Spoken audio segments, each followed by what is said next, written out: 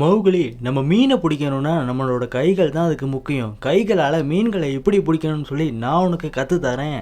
பல்லு, நமக்கு அதெல்லாம் வேணாம். மனுஷங்க எப்போவுமே தூண்டிலை வச்சு தான் மீனை பிடிப்பாங்க. இந்த மூங்கிலை வச்சு ஒரு சிறப்பான தூண்டிலை நான் தயார் பண்ணி இதை வச்சே நான் மீன்களை பிடிப்பேன்.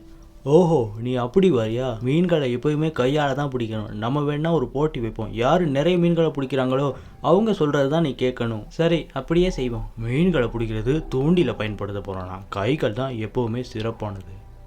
6, 7, 8 இதோட 8 மீன்களை பிடிச்சாச்சு. என்ன, நமக்கு ஒரு மீன் கூட மாட்டல. இந்த பையன்கிட்ட நம்ம தோத்துருவோமோ? பலு, இந்த மீனை பிடி. மீன்.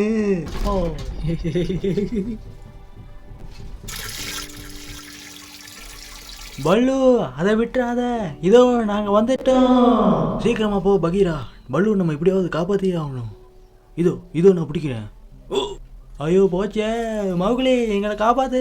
இதோ வந்துட்டேன். ஏதாவது நான் பண்ணி உங்களை காப்பாத்துறேன். பயப்படாதீங்க. பகீரா, இந்த கொடி எப்படியாவது பிடிச்சிக்க.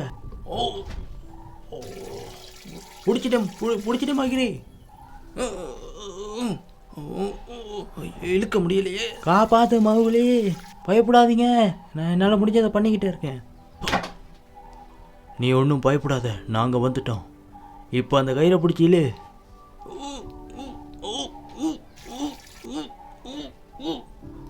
பல்லு, உனக்கு எதுவுமே ஆகலையே.